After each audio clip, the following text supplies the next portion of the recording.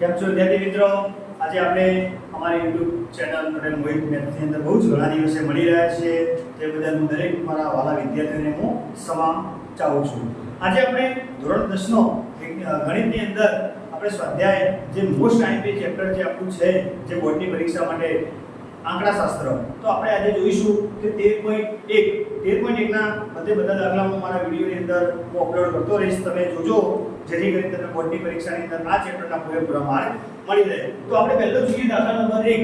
આપણે આ દાખલો ગણવાનો, હું તમને એકદમ સહેજ દાખલો ગણાવું. આમ તો આપણે મધ્યક શોધવાનો છે, પણ મધ્યકની અંદર આપણે જોડે અહીંયા ત્રણ રીત આવશે: ધારેલ મધ્યક, પદ વિચલનની રીત અને છેલ્લી રીત આવશે સીધી રીતે દાખલો ગણવાનો. પણ અહીંયા આપણે સૌપ્રથમ દાખલો ગણીશું એ ધારેલ મધ્યકની રીતે, અને એના પછી પદ વિચલન. આનો આ દાખલો ત્રણ રીતે ગણી શકાય, પણ હું તમને અત્યારે આપણે ધારેલ મધ્યકની દાખલો ગણીએ.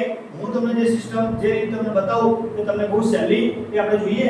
તો પહેલા આપણે એક વસ્તુ યાદ રાખવાની કે ધારેલ મધ્યક અને પદ વિચલનથી દાખલો ગણવાનો થાય એટલે સૌપ્રથમ આપણે 5 ખાના બનાવવાના થશે. હવે કયા 5 ખાના? એમાં 2 ખાના તો આપણને બોર્ડની પરીક્ષા પેપરમાં આપણને આપેલા જ હોય. તો આપણે પહેલા જોઈએ તો પહેલા લખીએ આપણે અહીંયા પહેલું તો વર્ગ, બરાબર, પહેલું ખાનું આપણું. પછી બીજા નંબરનું ખાનું આપણું આવૃત્તિ. ત્રીજા નંબરનું ખાનું આપણું થશે મધ્ય કિંમત, પણ મધ્ય કિંમત આપણે શોર્ટમાં બાકી તરીકે ઉપયોગ કરીશું. પછી ચોથા નંબરનું ખાનું આવશે આપણું di બરાબર xi માઈનસ a, અને પાંચમા નંબરનું આપણું ખાનું fi di. આપણે આવી રીતે 5 ખાના બનાવવા પડશે. 5 ખાના થઈ જશે એટલે આપણો દાખલો એકદમ ઈઝી. જો કોષ્ટક બનાવતા આવડી ગયું એટલે આપણો દાખલો એકદમ સિમ્પલ બનશે. આપણે સ્ટાર્ટ કરીએ. મેં તમને કીધું કે 2 ખાના તો રકમમાં જ આપેલા હોય, તો આપણે લખીએ 0 થી 2, 2 થી 4, 4 થી 6, 6 થી 8, 8 થી 10, 10 થી 12 અને 12 થી 14. હવે આપણે જોઈએ આગળના ખાના તરફ. ચાલો, હવે બીજા નંબરનું આપણું કામ હતું 1. અહીંયા આપણે લખી દઈએ આવૃત્તિ 2, 1, 5, પછી 6, 2 અને 3. આ થઈ ગયા આપણે જે આ રકમ આપણે આપી હતી એ આપણે કોષ્ટક કરવા તૈયાર કરશું. મધ્ય કિંમત શોધવા માટે હું તમને એકદમ સિમ્પલ રીત બતાવું.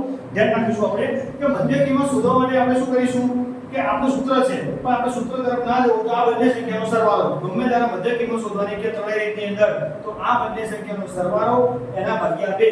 તો દાખલા તરીકે અહીંયા 0 અને અહીંયા 2 છે, તો 0 + 2 એટલે 2 થાય. એના ભાગ્યા 2 કરીએ. દાખલા તરીકે હું રકમમાં સમજાવું કે 2 ભાગ્યા તમે 2 કરો એટલે નિયમ છે 1 આવો.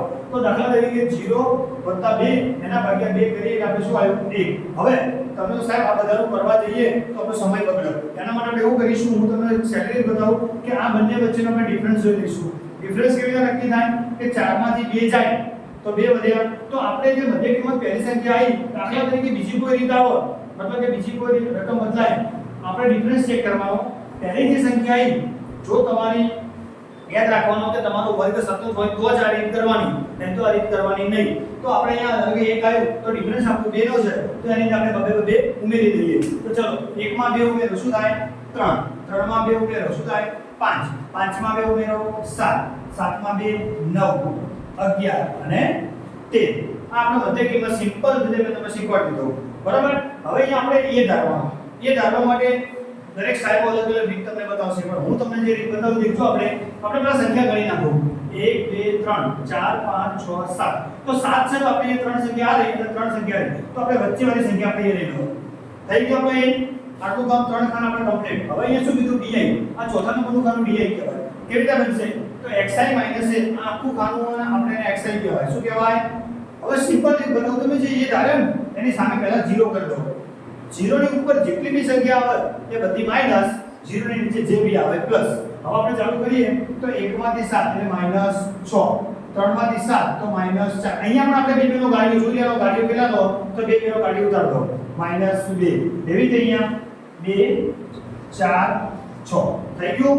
4 ખાના આપણા કમ્પ્લીટ થઈ ગયા. એકદમ સહેલી રીતે તમને બતાવું. અને પાંચમા નંબરનું ખાનું, બીજા નંબરનું ખાનું એને fi કહેવાય. તો બીજા નંબરનું ખાનું ચોથા નંબરના ખાનામાં ગુણાકાર કરી દઈએ તો 6 × 6, 4 × 2 8, 2 × 2, 5 ને 0 વડે ગુણીએ એટલે 0, 6 × 2 12 4 દુ 8 અને 6 તરી 18 આ આપણા કોષ્ટક આપણો અત્યારે કમ્પ્લીટ તૈયાર થઈ ગયો હવે આપણે જે સૂત્રની મદદથી દાખલો ગણવાનો એ આપણે ચેક કરી લઈએ તો પહેલા અહીં આપણે આનો સરવાળો કરશું માઈનસ નીચે વાળું પ્લસ તો બંને આપણે અલગ કરી દઈએ 8 ને 10 10 ને 16 આ ખાલી રકમ માટે પેન્સિલથી પછી પૂછી કરવાનું તમને સમજવા માટે બતાવું તો આનો સરવાળો 8 ને 10 10 ને 6 -16 એવી રીતે અહીંયા આપણે સરવાળો કરીએ તો 12 અને 18 30 ને 8 38 હવે વિદ્યાર્થી મિત્રો તમને સિમ્પલ અહીંયા દેખાય છે કે 38 મોટા છે કે 16 મોટા તો જે મોટું હોય એ ચિહ્ન અહીંયા આપણે લગાવવાનું તો 38 માંથી 16 જાય એટલે આપણી જોડે વધશે 22 તો અહીંયા થશે સિગ્મા fi bi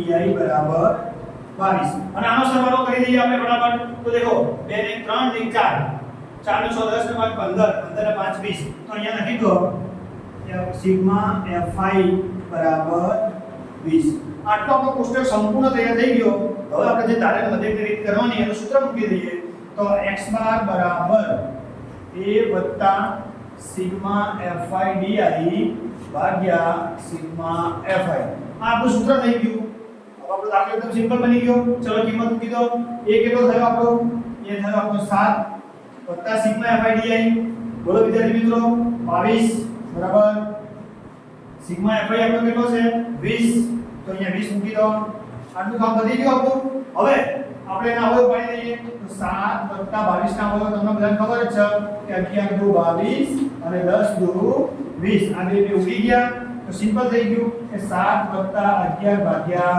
10 હવે આપણે વિદ્યાર્થી મિત્રો આપણે 10મા ધોરણમાં હોઈએ એટલે એટલી ખબર હોય કે નીચે 10 આવો એટલે ઉપર એક પોઈન્ટ થાય તો અહીંયા આપણે જવાબ થાય 7 + 1.1 આનો તમારે ભાગાકાર કરી મેળવવો હોય તો પણ મેળવી શકાય પણ આ તો જનરલ નોલેજ છે સિમ્પલ છે એટલે આપણે શું કરીએ 1.1 આ બંનેનો આપણે સરવાળો કરીએ તો 7 ને 1 8 8.1 તો આપણો આ દાખલો તૈયાર થઈ ગયો સ્વાધ્યાય 13.1 નો દાખલા નંબર 1 કઈ રીતે થઈ આપણે આને તારેલ મધ્યક પણ આને આપણે પદ વિચલનથી ગણવો તો પણ ગણી શકાય અને સીધી રીતે દાખલો ગણવો તો પણ ગણી શકાય થેન્ક યુ વિદ્યાર્થી મિત્રો